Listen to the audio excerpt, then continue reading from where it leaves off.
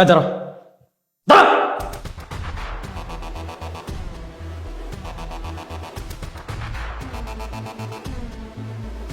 কি হয়েছে? তুমি ওর সাথে এভাবে কথা বলছো কেন? কিভাবে কথা বলছি?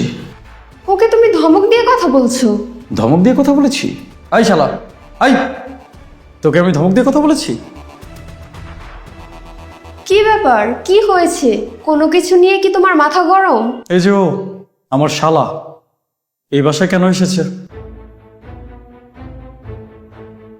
ও আমার ভাই। হ্যাঁ তোমার ভাই তো। আমার বাসায় আসবে না? তোমার ভাই আমাদের বাসায় কেন আসবে?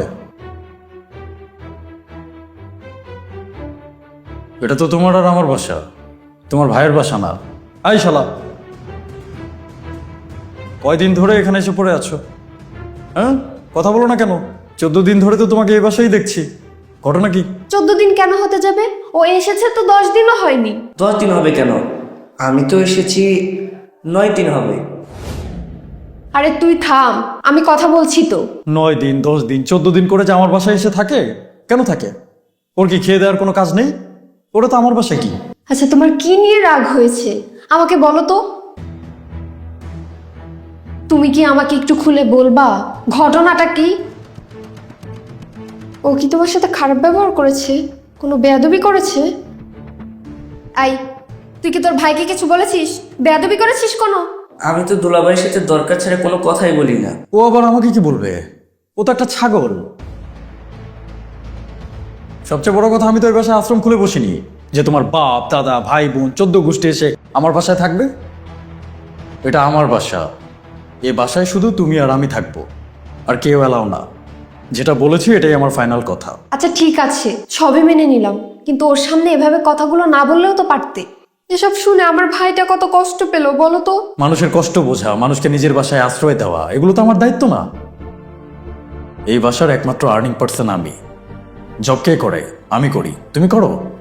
টাকাটা কষ্ট করে আমার ইনকাম করতে হয়, সুতরাং এই বাসায় সেটাই হবে যেটা আমি বলবো। তোমার এই আশ্রমে আশ্রয় দেওয়া ভাইকে গ্রামে চলে যেতে বলো।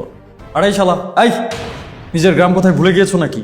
গত 2 বছর যাবত তো আমার বাসায় ঘুরঘুর করতে দেখি, সমস্যা কি? যাও গ্রামে যাও। ঠিক আছে দুলাভাই, আপনি যেহেতু চান আমি যেন চলে যাই, তাহলে আমি আজই চলে যাব। ভাই আমার, তুই মন খারাপ করিস না। তোর দুলা ভাই হয়তো কোনো বিষয় নিয়ে আমাদের সাথে মজা করছে। কি বলো, তুমি মজা করছো না আমাদের সাথে? হ্যাঁ, আমি তো তোমাদের সাথে মজাই করছি। আমি তো সার্কাসের জোকার, তাই না? যে তোমাদের সাথে মজা করব? আমার তো আর খেয়ে দিয়ে কোনো কাজ নেই, শালার মতো। লাস্ট অ্যান্ড ফাইনাল ওয়ার্নিং, তোমার এই ছাগল ভাইকে আমার বাসা থেকে চলে যেতে বলো এই মুহূর্তে, নইলে নিচে গিয়ে গার্ডকে বলবো আমার বাসায় একটা চোর এসেছে। চোরের মতো পেটাতে পেটাতে ওকে এখনই বাসা থেকে বের করে দেবে। কথা কানে গিয়েছে? হ্যাঁ শালা, শুনেছো কি বলেছি? এই শালা, এই, ধান্দা ধরেছো নাকি? কথা শুনতে পাও না? যাও নিজের বাসায় চলে যাও। আরে দাঁড়াও, আমার কথাটা তো শুনে যাও। দুলাভাই তো আগে এমন ছিল না। দুলাভাই আগে কখনো আমার সাথে এমন ব্যবহার করেনি। সে কেন আমার সাথে এরকম করলো? তোরা এত বেশি বুঝতে হবে না। তার মানে অবশ্যই কোনো ঝামেলা আছে, তাই না তো? কিছুদিন আগে আমাদের বাসায় ওর বাবা এসেছিল। কি ব্যাপার বাবা, আপনি এভাবে সরাসরি বেডরুমে এসে বসে আছেন যে? কেন মা, কোনো সমস্যা? আপনি হঠাৎ করে আমার বেডরুমে এসে বসে আছেন, একটা সমস্যা তো হতেই পারে। আপনি তো গ্রামে থাকেন বাবা, শহরের অনেক কিছুই বুঝেন না। প্রাইভেসি বলেও তো একটা কথা আছে। এই কি ব্যাপার, খেতে দিবে না? খিদে পেয়েছে তো। এভাবে হুট করে কারো বেডরুমে এসে বসলে নিশ্চয়ই তার ভালো লাগবে না। এটা তুমি ভেবে দেখিনি মা। অনেক কিছু ভাবতে না চাইলেও ভাবতে হয় বাবা। সকাল সকাল জার্নি করে এসেছেন, আমি বুঝতে পারছি আপনার হয়তো টায়ার্ড লাগছে, কিন্তু আপনি তো চাইলে সোফাতেও রেস্ট করতে পারতেন বাবা। বেডরুমে কোথায় কি পড়ে আছে, কখন কি হারিয়ে যায় বুঝিনি তো। যদি 2-1 দিন আপনি থাকতে চান তবে আমি এই রুমটা আপনাকে গুছিয়ে দিব বাবা, কোনো সমস্যা নেই। যাকগে, অনেকদিন পরে আমাদের বাসায় এলেন, চলুন আপনাকে খেতে দিব। খিদে নেই মা, হাতে সময়ও নেই। কোর্টের কাজে এসেছিলাম, আজই ফিরে যেতে হবে। বিকেলের মধ্যে বাসে উঠতে না পারলে সময় মতো বাড়ি গিয়ে পৌঁছতেও পারবো না। তোমার মা আবার বাড়িতে একা, সে আবার একা থাকতে ভয় পায়। আজ তাহলে নাই খেলাম মা, অন্য দিন এসে খাবো। কি বলছেন বাবা, এত দূর থেকে এসেছেন, কিছু না খেয়েই চলে যাবেন?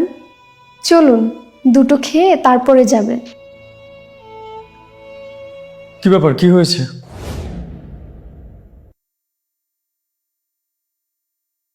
তোমাকে না আমি ফ্রেশ হয়ে বসতে বললাম, খেতে দিব। বাবাকে কোথায় নিয়ে যাচ্ছিলে? কেন, খাবার জন্য ডাকছিলাম। খেতে ডাকছিলে নাকি তোমার যা মন চাই তাই বলে যাচ্ছিলে?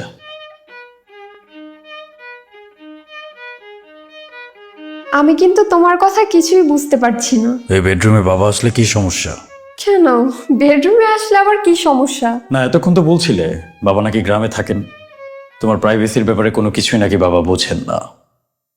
বাবার প্রতি তোমার এত কিসের ক্ষোভ আমি কিন্তু বুঝতে পারছি না। আসলে আমি ওভাবে বাবাকে কথাটা বলিনি। তুমি তো জানো বেডরুমে কত গুরুত্বপূর্ণ মূল্যবান জিনিসপত্র থাকে। হ্যাঁ থাকে, আমাদের বাসায় অনেক গুরুত্বপূর্ণ মূল্যবান জিনিসপত্র থাকে, কারণ তোমার হাজবেন্ড সরকারি বড় একটা দপ্তরে চাকরি করে। আর সে চাকরিটা এখন কেন করতে পারছে জানো? কারণ তার বাবা গ্রামে থেকে কষ্ট করে ছেলেকে শহরে পড়াশোনা করিয়েছেন।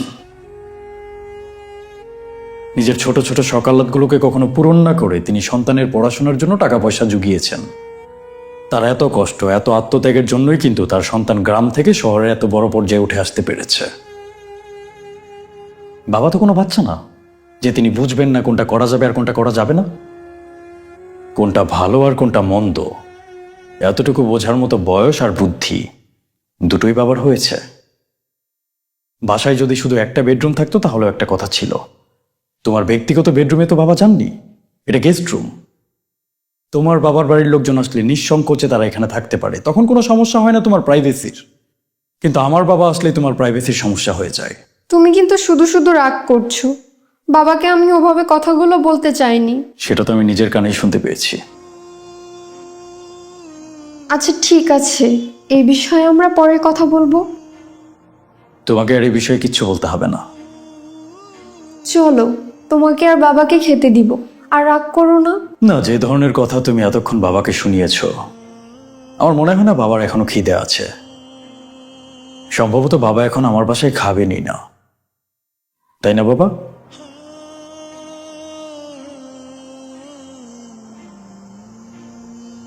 চলো বাবা, চলো।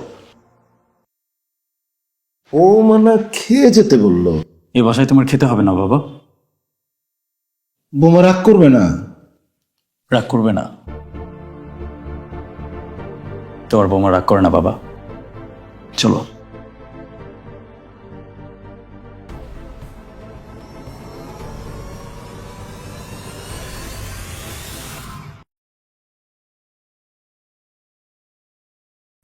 আপু, এখানে দুলাভাইয়ের কোনো দোষ নেই, সব দোষ তোমার।